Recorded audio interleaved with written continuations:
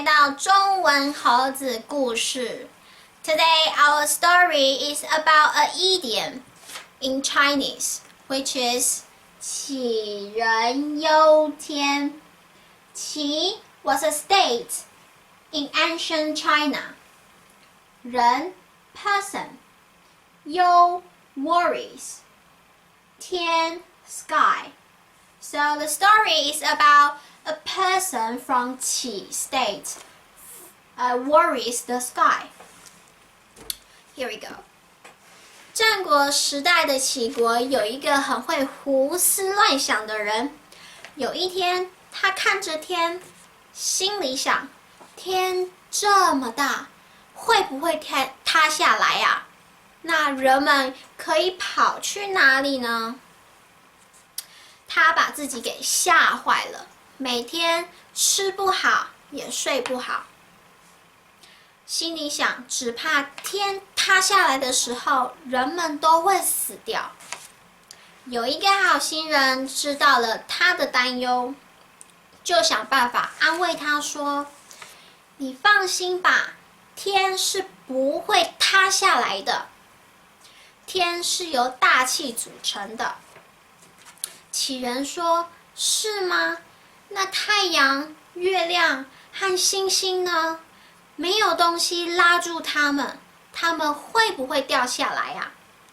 好心人说：“太阳、月亮和星星也都是由气体组成的，它们是不会掉下来的。”杞人继续问：“那地呢？会不会崩裂呢？我们会不会掉进去啊？”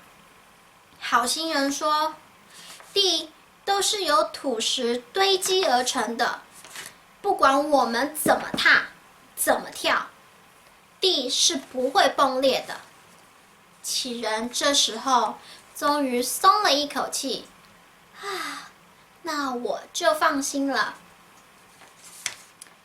Okay, some people always worry bad things might happen or be pessimistic before doing things. But this story is telling us two things. The first, be positive and active. Second, be brave enough to face the old difficulties and try and solve problems. Also, there is a Chinese idiom which is 病由心生, which means the sickness is from your mind. So remember, be positive and active. 我们下次见喽，拜拜。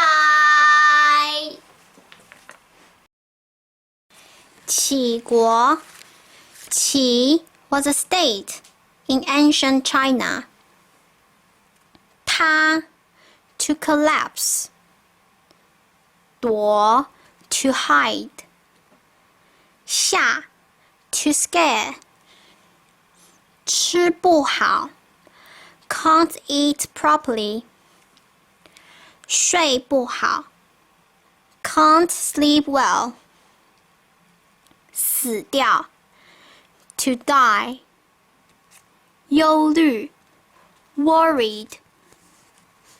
气体 gas. 崩裂 cracked.